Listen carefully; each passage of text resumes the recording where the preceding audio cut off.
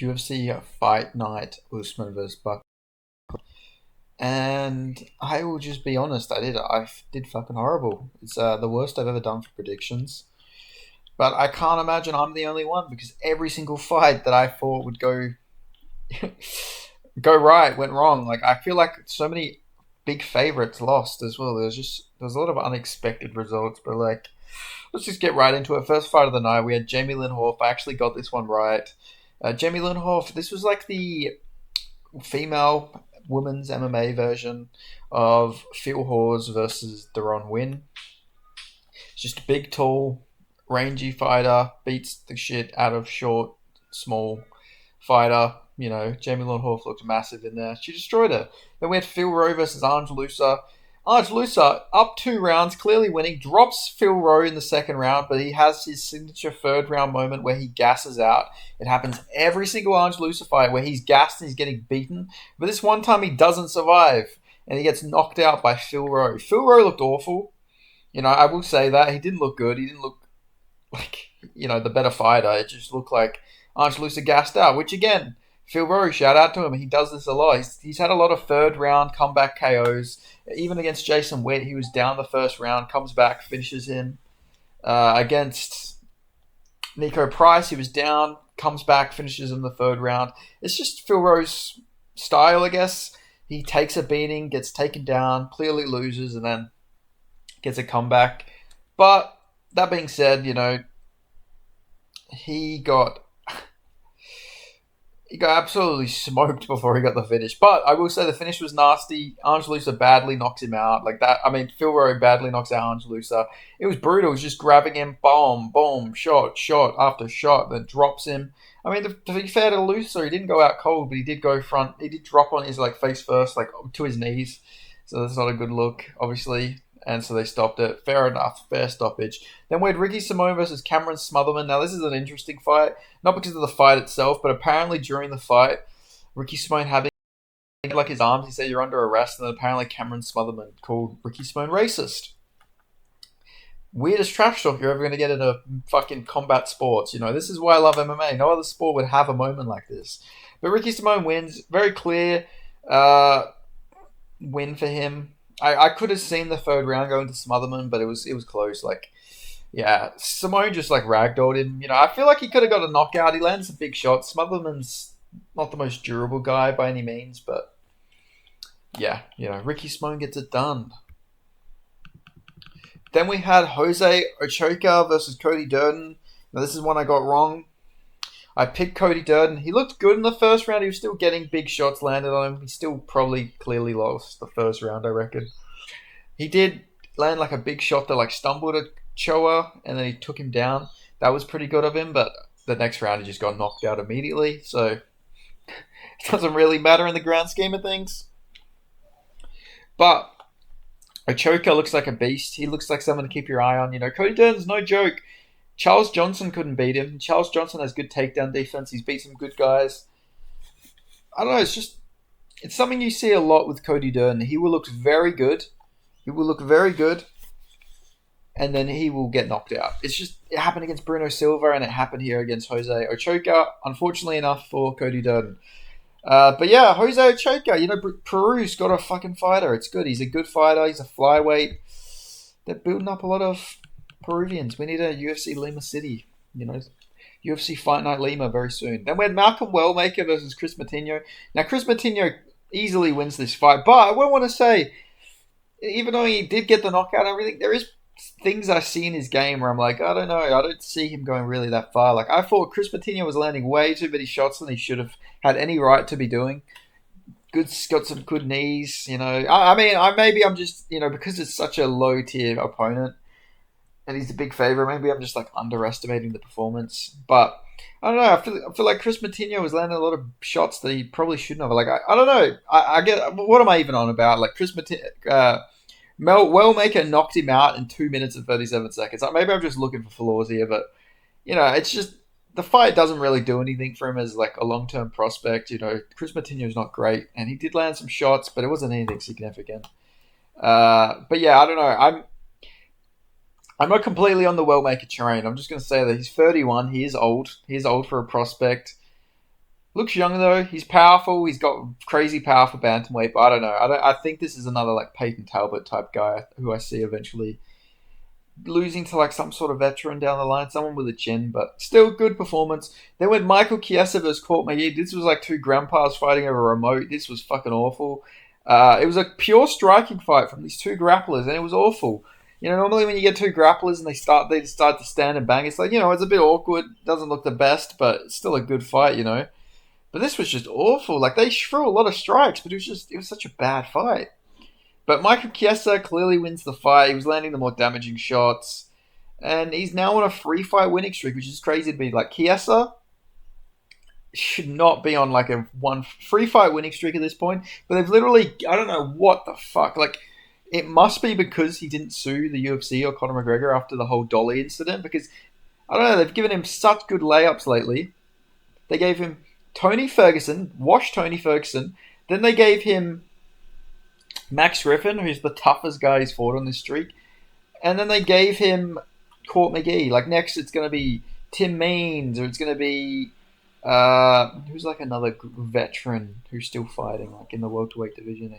I don't know. They'll bring Matt Brown out of retirement for him. You know, Matt Brown, hey, you're coming out of retirement. Sorry, Michael Chiesa, he wants to make his name on you. Nick Diaz, they're going to do Chiesa versus Nick Diaz probably. Just don't understand it. Why are they trying to build Chiesa up at 37 years of age? These are all guys that prospects could be beating right now, but I don't know. It was awful, but he's on a free fight winning streak. Maybe do him versus Jeff Neal. I don't know. Give him somebody. Give him some help build somebody up with Chiesa. Like why are we giving him all these winnable matchups? I like Michael Chiesa. He's a cool guy and everything, but like why are we building up Michael Chiesa in the UFC in 2025? Like he's 37. He's like 38 years of age. What is the payoff to all of this? But anyway, you know, he won a clear performance, not the most fun fight. Then we had Paul Craig versus Rodolfo Bellato. Paul Craig just styled on Bellato before he got no contest. He was kicking him up, spinning back kick to the body, landing good shots, knees in the clinch. Like, this was the best Paul Craig's ever looked. He was getting takedowns. Like, I just want to say Bellato is not good. Bellato is not somebody I'd see winning another fight. I think he's going to lose his next fight. If he gets a step up in competition, he's going to lose. Like, I just don't rate him. From what I've seen in this, I mean, Jimmy Crude almost knocked him out. He was losing to Io Pateria, got dropped a bunch of times. Like, I don't know, he's not a guy I rate. And let's also just talk about his record real quick. Like, what a fucking record. No contest, draw against Io Pateria where he was getting knocked all over the place. Like, he's looked awful in every single one of his fights, except his Dana White Contender Series fight. And that's because Mortaza Talha literally went in there with one leg and is a middleweight. You know, like Bellato, I don't know. He's gonna get chinned his next fight. I can just see it. But he ends up getting up kicked illegally, and yeah, it was weird. It was a weird little sequence.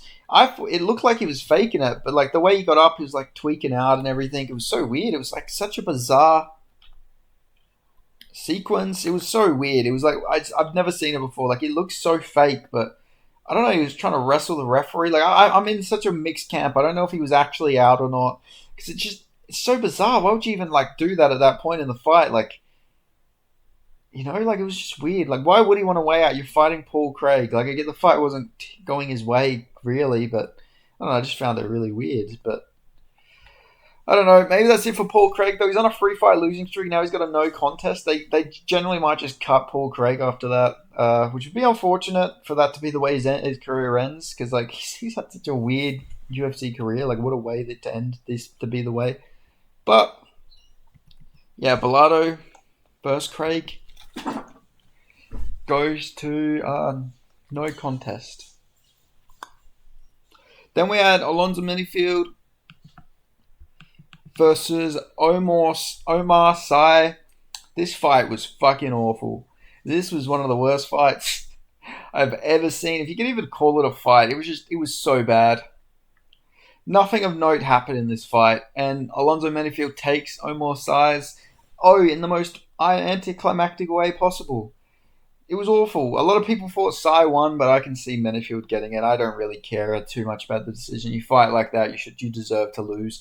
The amount of takedowns Menifield was stuffing as well was just it's crazy. Yeah, what a light heavyweight's just not allowed prospects, unfortunately enough. Then we had Mansour Abdul Malik versus Cody Brundage. This was another awful fight for 2 rounds.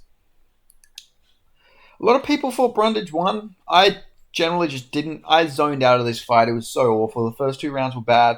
Third round, it was crazy. They come out slugging it. They're slugging it out. Big shot after big shot. Then it's a headbutt into a finishing sequence. But obviously the referees and everything, the officials, they turn it into a technical decision. And Mansour Abdul Malik keeps his undefeated record in anticlimactic fashion. Yeah, I think Mansour is going to lose very soon. I don't rate this guy either. There's nobody's stock really went up in this card except for Jose Ochica. Like he's one of the only people who really like proved they can hang. They proved anything. All the other prospects and up and comers, it just didn't look too good. But then we had Ronnie Barcelos versus Cody Garbrandt. I picked Cody Garbrandt. He could have won this fight. He had him hurt. He had Barcelos dropped in the first round, stunned. But he mocked him. He laughed. He could have gone for the finish. He could have gone at him, run at him, or something. But no, he had the taunt. I don't know why he gets so cocky. I hate when fighters do this. What are you trying to prove? Don't stop trying to emote. Stop trying to fucking aura farm. What are you doing? Win the fight. Aura farm when you win the fight. Do a little cool celebration like Colin Sauerkill did with the cigarette. Do something like that. Don't be mocking in the fight. Like that just fucks you over, especially because you did go on to lose.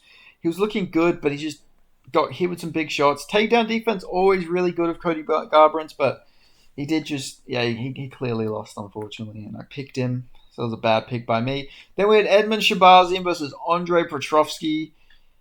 Great performance by Edmund. He showed he can go 3 rounds. His cardio, he looked like he was slowing down a little bit in the second, but ended up getting a second wind. It wasn't as gas as he normally is. I always feel bad for Edmund because I do really think his cardio problems are all just due to his inverted ribs. But I don't know, he looked a bit better here. Fought a good fight, won every round. The one judge who gave it 29-28 to Shabazian is just fucking idiotic. Shabazian clearly won every round, but it's always going to be stupid judges, unfortunately, in MMA. But Edmund wins. The third round, I really thought he was going to get a finish. Hurt him with the body shot. Big body kick after big body kick, but no. Petrovsky doesn't get finished. Edmund, keeps him in the fight in a way. But, great performance by Edmund Shabazian. Then we had Rose Namajunas versus Miranda Maverick. I thought this could have gone either 29-28 to Miranda Maverick, or it could have gone 30-27 Rose Namajunas. It was such a close fight. I personally thought that the first 2 rounds went to Maverick, but I'm not going to cry robbery or anything. I picked Maverick, but, Rose gets the win. But I don't know, I just thought she did more damage on the feet. She landed more strikes, not by a significant amount or anything like that. But her strikes just looked bigger, and in the second round, she almost got a submission. But I don't know. What do I know?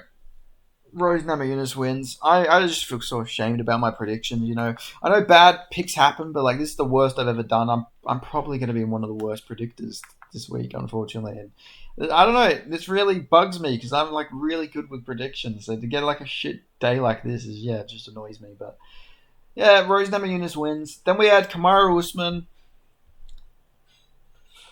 versus Joaquin Buckley. Man, I was hyping up Buckley like he would beat any grappler he gets. I don't even know if he beats Bilal at this point. I thought his takedown defense and get-ups were amazing, but they were in this fight in the 5th round. He was stuffing every takedown. Why was he not fighting like that earlier? I don't think Usman was gassing out or anything like that. If he fought that way the whole fight, he would have won. But it's like he got taken down and he just didn't know what to do for 4 rounds. I didn't understand that. The 5th round was such a good round for him. Landing big shots, but he let him off the hook. He was landing big uppercuts. He was landing all this stuff. But he just let Usman off the hook a little bit. But again, Kamaru Usman absolutely dominated. Unk still got it. Went in there, took him down, beat him up, landed big shots, cut Buckley. This is the most ground and pound we've ever seen by Kamaru Usman. Normally he gets a guy down but doesn't really throw too many shots on the ground, or he clinches a guy against the fence, stomps on his toes. But this fight was vicious. He's actually going for damage. Really was badly beaten up on Buckley. I thought it was 49-46. The judge gave it 48-47. I don't know. I just thought that Usman did more damage in the first 4 rounds, and I thought Buckley clearly won the fifth. But, I'm not going to, maybe the fourth round could have gone to him, but I thought that it went Usman's way. But, yeah, great performance by Usman. He showed he still got it. He's like, what, 37? I want to say. 38 years of age. Holy shit. Damn, Buckley lost to a 38-year-old Usman. That's crazy. That is actually crazy. I'll be interested to see who they give Usman next. I want to see Kamaru Usman versus Bilal Muhammad. It makes all the sense. There's the beef. You put it in Abu Dhabi. Put it somewhere like that. Both Muslim. You could put it in like the Middle East. That would be big. But yeah, they have beef. I want to see it. Usman versus Bilal. They don't like each other. Bilal called him out. Usman didn't seem interested. He thinks he's going to get a title shot off that. You're not. That's just not going to happen. I'm sorry to tell you, Usman. Sean Brady's close to a title shot. Shafkat's close to a title shot. You got to do another fight. You versus Bilal. Bilal's the former champ. It makes all the sense. But yeah, great, really good performance by Usman. Really good performance. I was impressed. That's the best. That was more dominant. The first 3 rounds were more dominant than the Woodley fight. He was actually beating him up real badly on the ground. So I really like that performance by Kamaru Usman. Unk still got it. Like I said, he still got it. It's good to see. It's crazy for Buckley. I don't know what's next for him. Maybe you do him versus Carlos Prates. You do him versus a Renat for Krednov. You're gonna have to you got to do a pretty big step back after that. I'm sure there'll be some old fighter he can beat up. But yeah, the retirement tour ends there. Finally fought an old man that bites back. But yeah, Buckley still great fifth round, but too little, too late. And now Kamaru Usman's back in the win column, and Buckley doesn't become a top 5 welterweight. But we'll see. We'll see what happens. I remember thinking, Buckley's a nightmare matchup for Sean Brady. Fuck, no, he's not. No, he's not. I mean, to be fair, Usman's a better grappler. Maybe got better takedowns. But again, Brady fucking destroyed Leon with ease. But I guess that's because he's got better submissions. I don't know. I feel like the division will all work itself out. Maybe they do Buckley versus Gilbert Burns. I could see them doing that next. That's another old guy for Buckley to beat on. But yeah, good performance. I remember, this is why you don't mock champions. He was mocking fucking JDM. He's like, oh, you made Bilal look like Canelo hands. You made fucking Usman look like Habib Nurmagomedov, But yeah, disappointing, man. I really believed in Buckley's get-ups and his takedown defense and his athleticism, but this fight he just had nothing until the fifth. I feel like he could have did what he did in the fifth the whole fight. I don't know what was up with him. I know he came in delayed to the card. He had to run to the event and all this shit. But that's not an excuse, But I don't know. Weird stuff. But anyway, thank you guys so much for watching. Make sure you like this video. I'll see you guys next time.